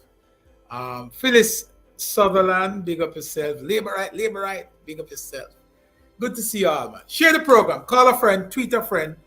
Tell a friend we're on and we are live with Robert Nestor Morgan, Minister of Information and Communications Director for the Jamaica Labour Party. He's giving us some information that I am hopeful will settle some of the unease, that exist there. We see Diane Jackson. I was hoping to see Miller at the end. Big up yourself. Morris Senior. Donovan Blake, good to see you as well. Welcome again to everybody. So Minister is back. Yes, Chapa, yes. Good evening. I want to touch legal officer. Yes, so go right ahead, Minister. Legal officers. These are the people who work as legal officers in the ministries and do certain things. So I'm starting at the base, the minimum. Yes. The legal officer 1 started out with $1.9 million, right? And they got $40,000 for laundry, right? $187,000 for library, and $140,000 for robing. So when you added all of those together, 140 for robing and library and all of that, that would be 7, 16, one. That would be $367,000, right? So when you add that to the 1.9, you get 7, 6, 2 carry 1, so you get 2.236, right? Million. That's what they were getting, $2.236 million. With effect from April 1, 2023, they are getting $3.7 million. So let's say 3.7 million minus 2.36. Let's go to the calculator again. Yes. Because I'm not being a bossy slave for telling us that may have maths brain. And I think we need to do these things. So the calculator says 2.36 million. Or should we do it the other way around? $3.7 million minus 236 million equal 1.34. So 1.34 from 2.36 chopper. 1.24 from 3.26. 1.34 from 2.36. That's 50%, not true? So they got a 50% increase when you include their allowances. And people are saying that when you go up further, to the top of the band. Legal Officer 6 moving. Legal Officer 6 is like the Solicitor General, the Public Defender, and those people. The Children's Advocate. They were getting 4.9 million, which is, when they add up all the allowances, they were probably getting like 5.2 million. And they're at what now? Their salary moved to April 1, 2023 to $10 million. You know, Minister, let me just be frank with you. Let me tell you one of the things. You don't have to listen. You don't have to believe me, Chopper. Exactly. Go on the ministry website. It is there. Let me tell you what I am happy about, Minister. That we're having this discussion and we're having this conversation all over Jamaica. And I'm happy that we're having a discussion where we can provide $100 billion to public sector workers. We are having a discussion where persons are receiving an increase as opposed to wage freeze. And that is where I find it very interesting. Because a few years ago, not so long ago, Minister, the outrage would be about wage freeze. Today, it's a different conversation. You remember that these are the same people that from 2012 thereabout to 2015, 3 years, had to suffer a wage freeze. So there's a vice principal here who Chopper, just messaged me. I'm going to have to run, but ask your question first. I have 2 minutes. There's a vice principal who said she's a vice principal with a master's degree. Right. To date, I've received no retroactive payment. She has received no retro. And using the formula presented to her by the JTA, her net pay is less than 2% increase. That cannot be correct. So, I think she... which is why I said to you, there are anomalies in the system. Yes. Where the ministry and the agencies and the I don't think she's saying that what she's receiving is correct. I think she's just pointing out the anomaly. And that's what we need to work out. Yes. But to say that teachers, the agreement that we signed, that teachers have only gotten 20%. That is false. Thank you. That is false. When you calculate it over the 3 years, because remember, it is 2021, 2022. Yes. 2022, 2023. And 2023, 2024. So we're in the middle of the process, so you're going to get another increase 2023, 2024. But how they calculate, when they're calculating the Prime Minister and parliamentarians, they don't look at it in the 3-year phase. They look at it in the 1 year. Yes. But Minister, we're going to let you go. We appreciate it, man. Thanks you very much, my friend, and thanks to your listeners. Thank you very much, Minister. Yeah, man. So that was Robert Morgan giving us some information that I'm hoping will sort of set the record straight. And like I said to you in my opening remarks, that there's a lot of dishonesty in how the conversation is going. And the minister reiterated that. People are not honest in presenting information, open and honest information. Sir Dabney, big up yourself. Good to see you, Sir Dabney.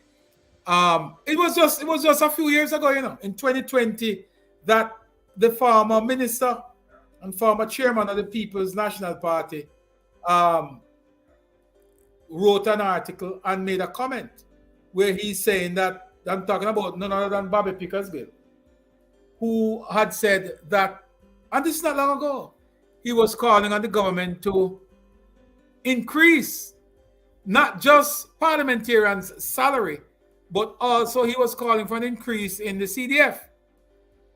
Now, I am quite certain that at the end of this process, one of the things that I am hoping to see is that there is going to be a proper mechanism in place to hold not just parliamentarians, but public sector workers accountable. Part of the problem why Jamaica is not moving faster is because we have a lethargic public sector. We have a public sector that is just nonchalant in their approach. There's no system of monitoring and management in place. There's a resentment every time you have the discussion with certain group of public sector workers about performance based. The teachers are one of those groups. They're not willing, they don't want to be judged based on their performance. But I think now that you have, I mean, it's now evident that we are now enjoying an economy that is growing, right? I think it's now high time that we start to look at performance base, because even persons within the public sector will appreciate the fact that if they perform and produce, they can improve their salary. There's money to be made in public sector. There's money to be made in government. And gone are the days when people scoff at government jobs. The truth is, the government is the biggest employer in Jamaica, whether they want to like it or not. There's no company in Jamaica that presides over 1 trillion Jamaican dollar. None. If you were to combine all of these companies together, they don't preside over what the government presides over. So why is it that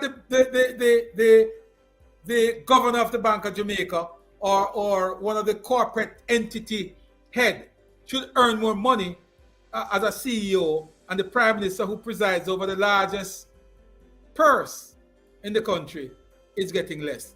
I totally endorse a wage increase for parliamentarians. The only caveat I'll put in there is the fact that I believe that there needs to be some level of accountability, and that accountability should not just lie within the halls of parliament.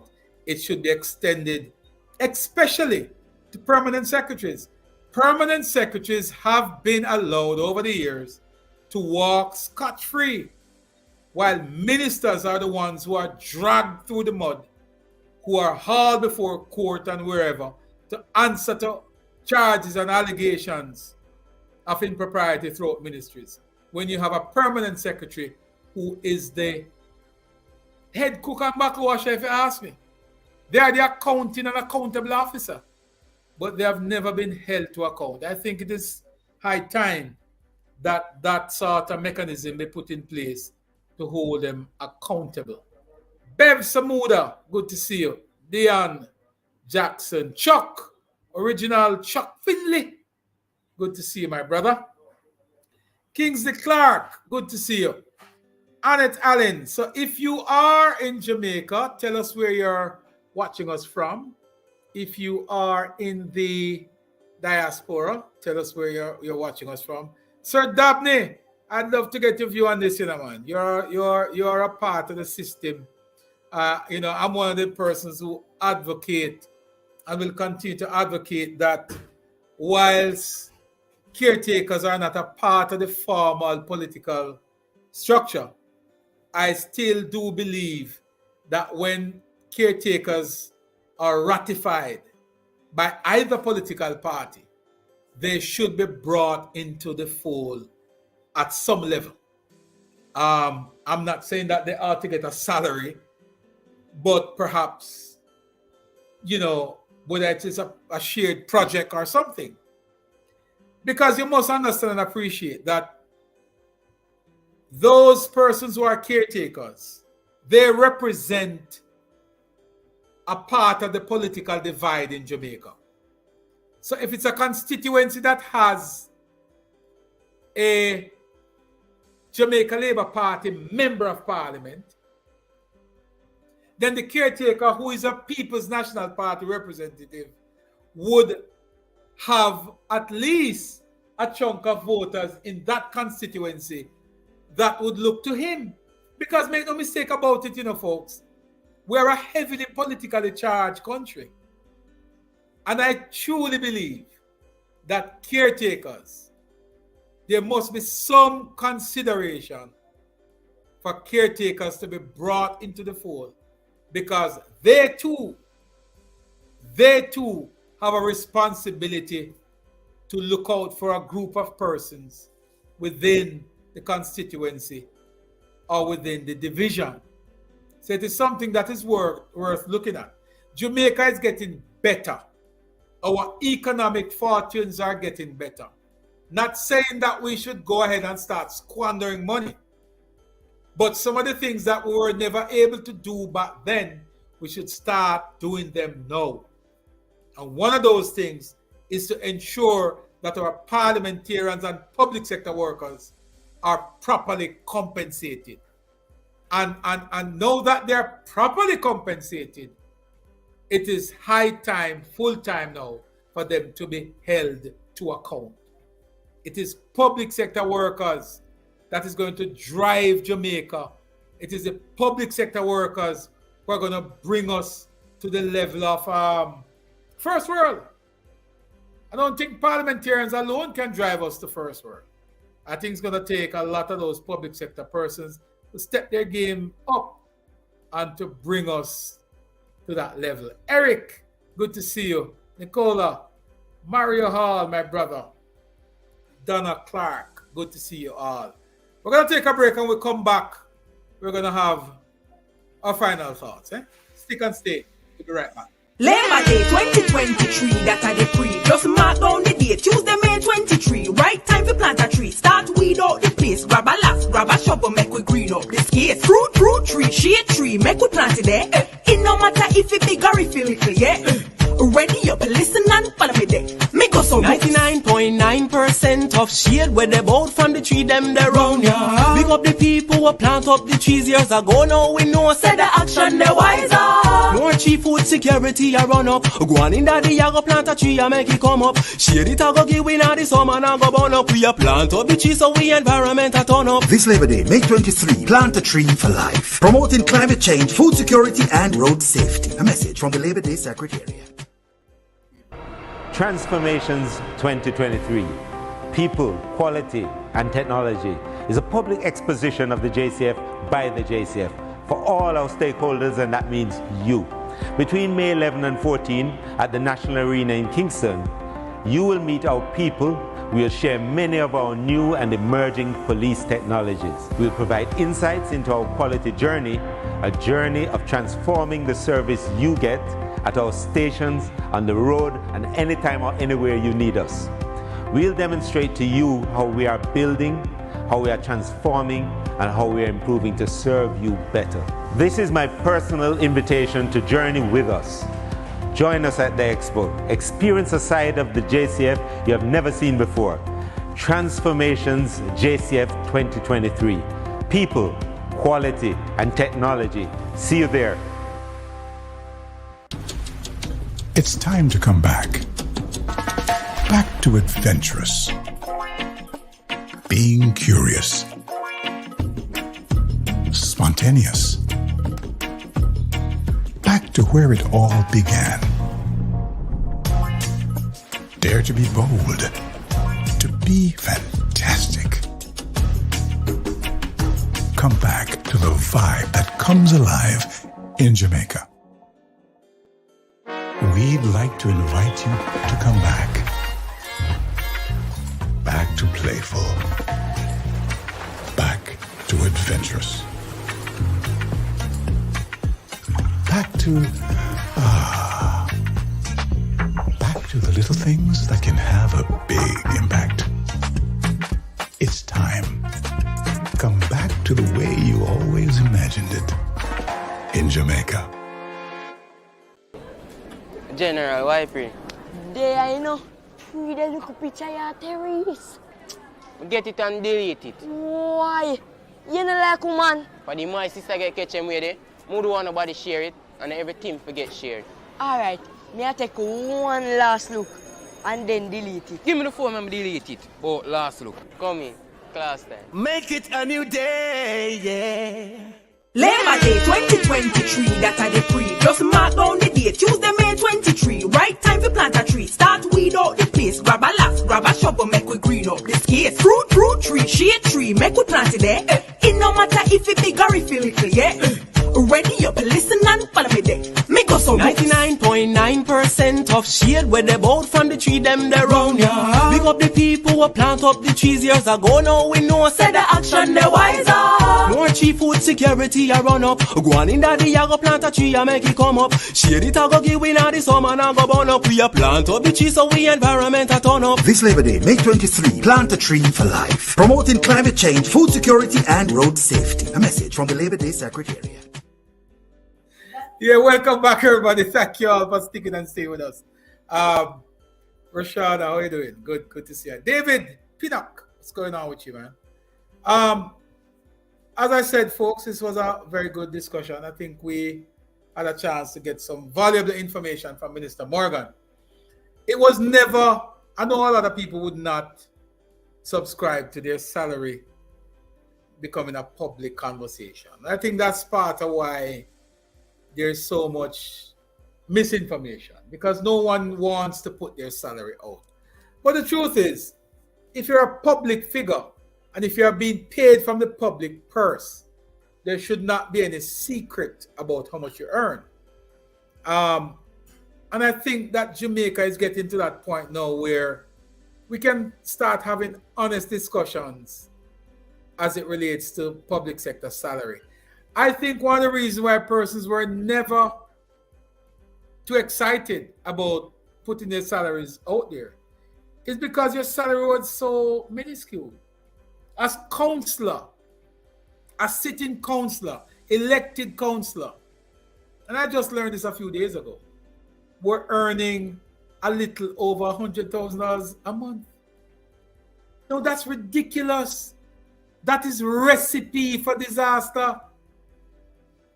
That is a recipe for disaster. When you pay, I'm going to just have a little quick discussion. When you pay a councillor $120,000, what are you expecting for him to do? And then we talk about holding people accountable. Who could pay me $120,000 to be a councillor and then come to tell me about hold me accountable for what? For what? That's a volunteer job. What you're giving me is a stipend to provide charitable support for a few people. That's not a salary. A country, Jamaica, should be embarrassed. And you talk about why local government attract such low turnout and such low participation?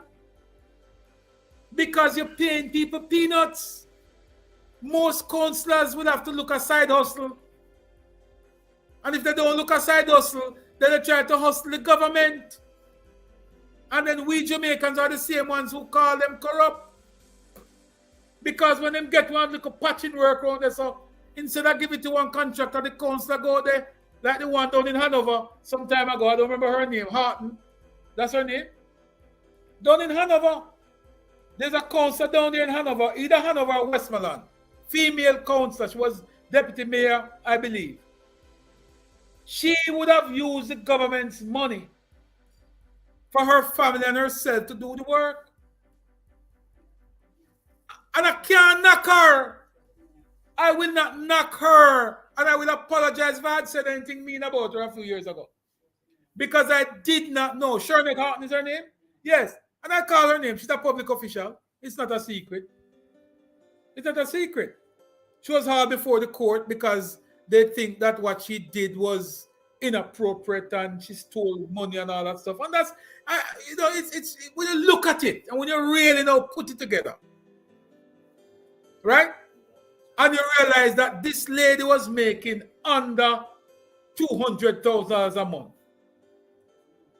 right? She's a councillor. A councillor, you cannot become a mayor unless you're a councillor. So let us look at her position, her substantive position as a councillor. She made that amount of money. So when a contract comes for a division, she can't afford to give it to the contractor out the road in a big Hilux van. She can't do that. She has to do it herself and her cousin and pocket the money. How she going to give contractor? Contractor drive past, wind up on her AC in a big Hilux. And she had that hungry. Contractor, 15 contractor all over. And the little council don't have nothing. All of them are going with 100,000. God bless you, 100,000 and get. That has set them up for thief. And then we, same one, go around and we say how politicians are dishonest. and they are thieves. But we create that by underpaying them. And people must recognize that paying them a livable wage now is setting the stage for improvement in the quality of service that they offer and the quality of service that Jamaicans receive. Folks, it's not a joke thing, you know. It's not a joke thing. When a member of parliament of a driver, Prad, or what do you call the vehicle? Pajero. You know, Jamaica very political, you know. One of the vehicles for PNP and one is for GLP. I don't know if you know that. The Prado is for labor right. And the Pajero is for PNP. You never know that. Take it from me today. That is how it is structured. When the PNP come in office, they put aside the Prado and then buy Pajero. And when the GLP come in, then put aside the Pajero and buy Prado. We don't know that, but that is how it is. But the thing is though, is that when those members of parliament have to commute from the countryside into Kingston on a day-to-day basis, a tank of gas or diesel for a Prado is about 20 grand. About $20,000 to fill a tank to go into Kingston. I remember, you know, members of parliament can't drive Probox. Nobody not going to vote for you. If you drive a Probox or the MP, it doesn't matter how poor the constituency is, they're going to ask how you go with that. So there's an expectation from the average Jamaican that a parliamentarian, a member of parliament, must carry a certain profile. It might sound trivial, it might sound ridiculous, but it is facts. You can walk foot with a broke down shoes. Go look vote. That is how we are cultured. We are cultured to understand and appreciate that a parliamentarian live a certain lifestyle. And we can't blame it, that is how society is made. The banks. A bank can't operate in a building that look like a rum bar. Nobody not going to put the money in there. Every bank in Jamaica is built a particular way. It is lavish. All of them not make the money. It is a lavish building. It is strategically located. Right? And nobody, if you build your bank, if you look like Big Batty Mitzi bar down a corner there, or Chin bar up a Bucktoe lane, nobody not going to put a dollar in there. Because that is not their expectation of how a bank is supposed to look. When it's the same thing for a politician. When a politician have to live a substance, a subpar lifestyle, people look down on them. But I will say to you that that wrong has been made right by this Jamaica Labour Party government. And I will go back again and I will say to you that some of the most fundamental changes that this country has gone through has always been done by the Jamaica Labour Party government. And I'm not saying that because I'm a Labourite. I'm saying it because it is factual. All the tough decisions that any other party would kick down the road for years, the GLP took them on and dealt with them. We moved from 1962, we're in the clutches of the colonial masters. We went to England and said we want independence. We crafted a constitution and bring it to them. It was the GLP government under Bustamante that did that. We were using pound, shilling, and pence. It is a GLP who move us from that into dollars and cents. And now it is the JLP. It was the JLP who first started to pay councillors. Councillors were nothing but MPs yard boy, you know. All a councillor used to do is to drive and feed the MP dog. Edward Philip George Siaga was the one who decided that councillors must be brought into the fold and they must be paid.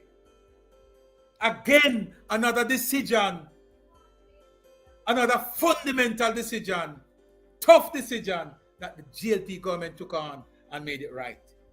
And today, again in 2023, the Jamaica Labour Party has made right a wrong that has been bedeviled us for at least 15 years. They have made it right. They have made it right by making sure that our parliamentarians cannot go through Jamaica and tell people that they are underpaid. They are now paid at international standard, and the expectation is that their work ethic, their work deliverables must be at international standard. I can't tell you how to write that job description, Mr. Hollis. That the job description business is going to be you alone. But we can tell you that you're going to need more than a stack of legal paper to write that the job description. If you and I know what members of parliament have to go through on a day-to-day basis, you are going to need more than a single pack of legal size paper to print that the work job description, because that job description is going to have some things on there that when the public, when upper St. Andrew people them, when some of these talk show hosts who don't understand nothing at all about politics, never lived a day in a politician's shoes, when they read it, they're going to stay as far as the east is from the west from politics. Because sometimes it would blow your mind some of the things that politicians, members of parliament have to do on a day-to-day basis. So I wish you luck, Prime Minister Holness, on that job description.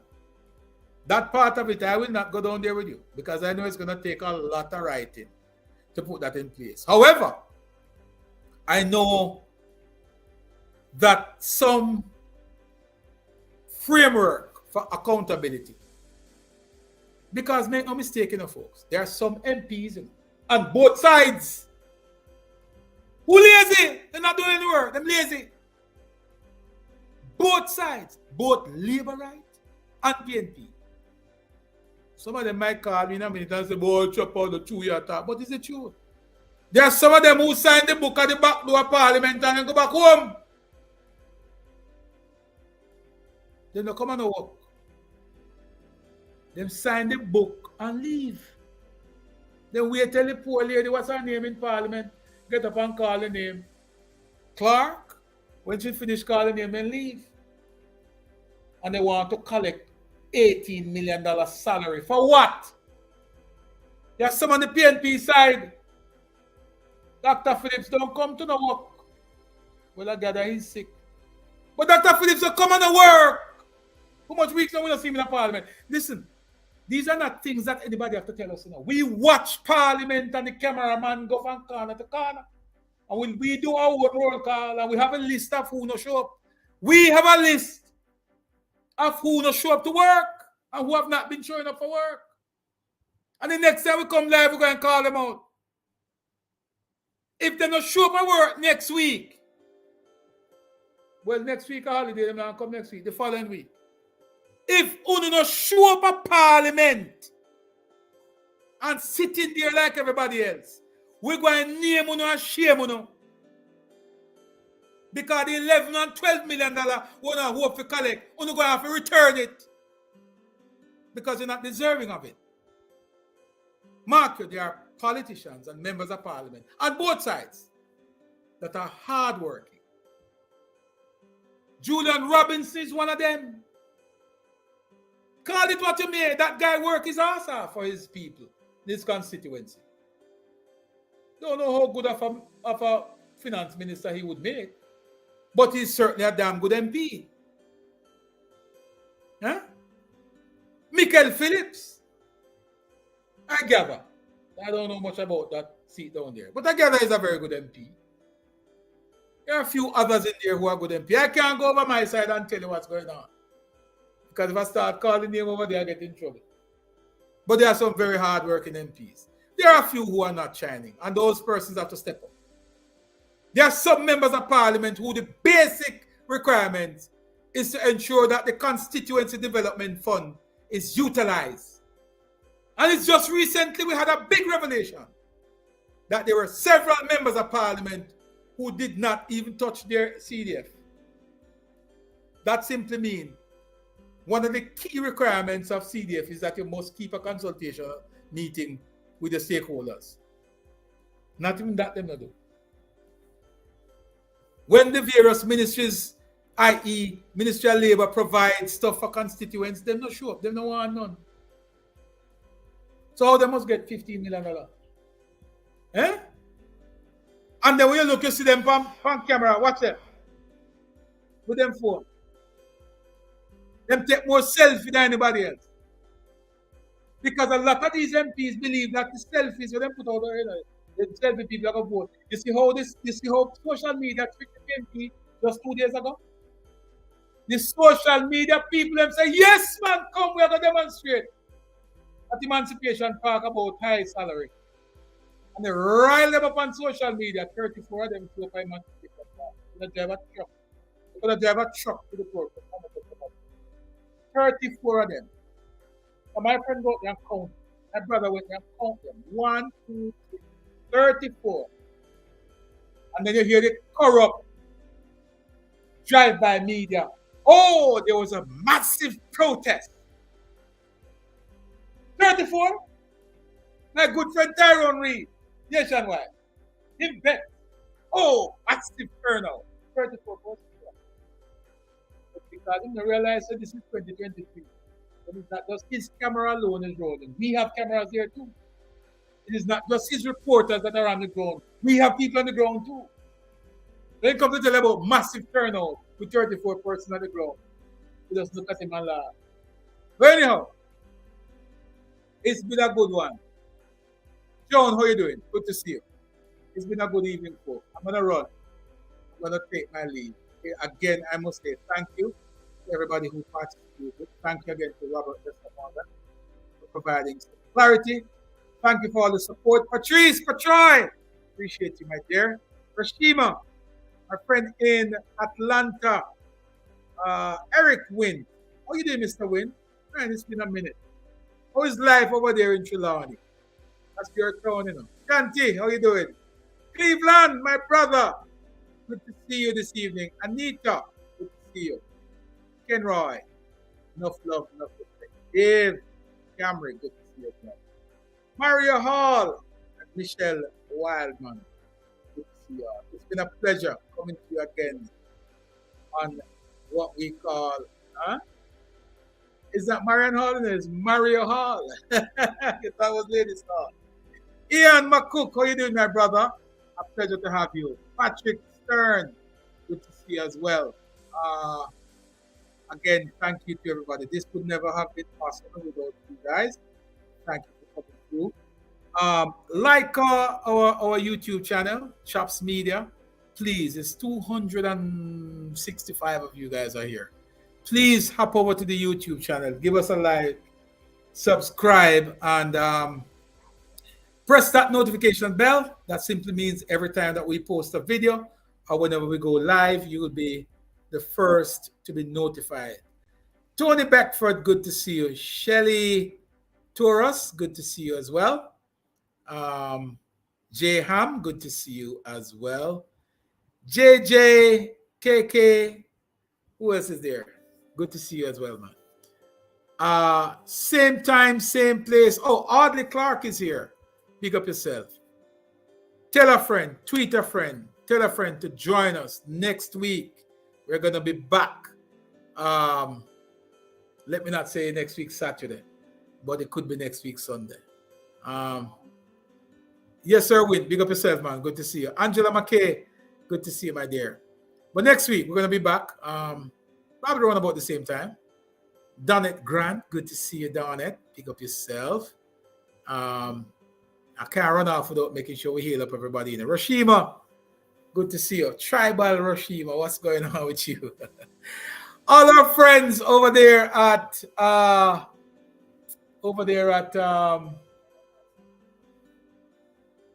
say that again.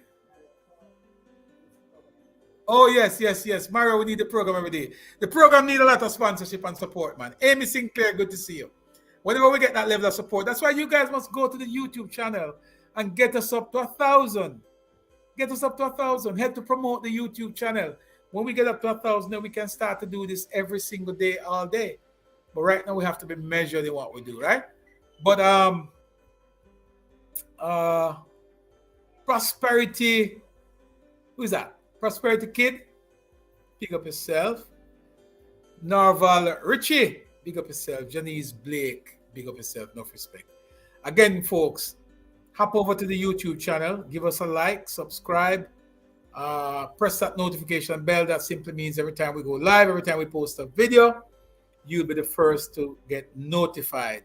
We are also on TikTok, and it's 190 of you guys are here. If it is that you can hop over to TikTok, and you can also like our page on TikTok. We are on TikTok at Chops Media. We're on YouTube at Chops Media, and we are on Twitter as well.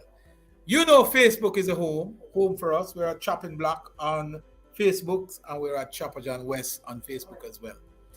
Austin Wade, big up yourself. Annette Allen, big up yourself. Nicola Bancroft, big up yourself. Sir Dabney, enough respect. We appreciate you guys coming through. All the best. See you again next week. Same time, same place. I said peace. We're out.